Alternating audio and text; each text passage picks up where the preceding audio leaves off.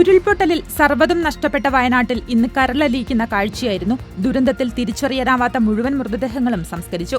ഇതിനായി 200 കുഴിമാടങ്ങളാണ് തയ്യാറാക്കിയിരുന്നത്. 27 മൃതദേഹങ്ങളും 154 ശരീരഭാഗങ്ങളും ഇന്ന് സംസ്കരിച്ചു. സർവ്വമത പ്രാർത്ഥനയോടെയാണ് ചടങ്ങുകൾ നടന്നത്.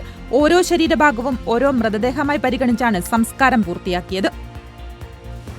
വയനാട് ദുരന്തത്തിലകപ്പെട്ട് അനാഥരായ എല്ലാ കുട്ടികളെയും ദത്തെടുക്കാൻ താൽപര്യമറിയിച്ച് അബുദാബി ആസ്ഥാനമായ അഹല്യ മെഡിക്കൽ ഗ്രൂപ്പ് മാതാപിതാക്കളെ നഷ്ടപ്പെട്ട കുട്ടികളെ ഏറ്റെടുത്ത് അവർ ആഗ്രഹിക്കുന്ന തലം വരെ വിദ്യാഭ്യാസം നൽകുമെന്നും അഹല്യ മെഡിക്കൽ ഗ്രൂപ്പ് അറിയിച്ചു. നടപടികൾക്കായി സർക്കാരുമായി ചർച്ചകൾ ആരംഭിച്ചു.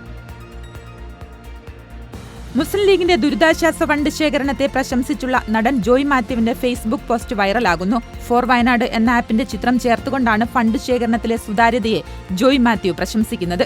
കാലത്തിനൊപ്പമാണ് മുസ്ലിം ലീഗ് സഞ്ചരിക്കുന്നതെന്നും കണക്കിലായാലും കാര്യത്തിലായാലും സുതാര്യതയാണ് ആവശ്യമെന്നും അദ്ദേഹം ഫേസ്ബുക്കിൽ കുറിച്ചു.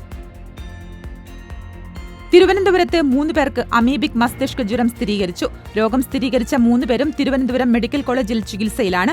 അതേസമയം കഴിഞ്ഞ മാസം 23-ന് മരിച്ച യുവാവിനും രോഗം സ്ഥിരീകരിച്ചിട്ടുണ്ട്. ഇതോടെ 4 പേർക്കാണ് തിരുവനന്തപുരത്ത് ആകെ രോഗം സ്ഥിരീകരിച്ചത്.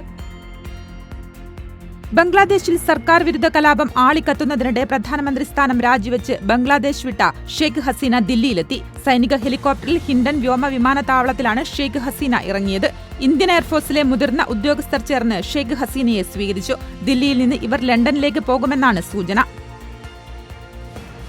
വിനോദസഞ്ചാരികൾക്കായി പുതിയ ടൂറിസ്റ്റ് ബസ് പ്രഖ്യാപിച്ച് ദുബായ് RTA. എമിറേറ്റിലെ പ്രധാന ടൂറിസ്റ്റ് കേന്ദ്രങ്ങളെ ബന്ധിപ്പിച്ചുള്ള on and off service September ആദ്യം ആരംഭിക്കും. രാവിലെ 10 മുതൽ രാത്രി 10 മണി വരെയാണ് സർവീസ്.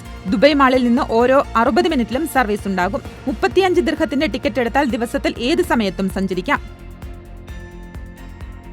UAE-യിൽ AI സംവിധാനമുള്ള ട്രാഫിക് ക്യാമറകൾ സ്ഥാപിച്ച് പോലീസ്. സുരക്ഷിത നഗരം പദ്ധതിയുടെ ഭാഗമായി റാസൽ ഗൈമ റോഡിലാണ് AI ക്യാമറകൾ സ്ഥാപിച്ചത്. ട്രാഫിക് ലംഘനങ്ങൾ കൃത്യമായി രേഖപ്പെടുത്തുന്നതിനും കാൽനട യാത്രക്കാരുടെ സുരക്ഷിതത്വം ഉറപ്പാക്കുന്നതിനുമാണ് പുതിയ സംവിധാനം ഏർപ്പെടുത്തിയത്. മക്കയിൽ നടന്ന ഇസ്ലാമിക രാജ്യങ്ങളിലെ ഔഖാഫ് ഇസ്ലാമിക കാര്യമന്ത്രിമാരുടെ 9ാമത് സമ്മേളനത്തിൽ UAE ഔഖാഫ് ചെയർമാൻ ഡോക്ടർ ഒമർ ഹബ്ദൂർ അൽ ദാരെ പങ്കെടുത്തു.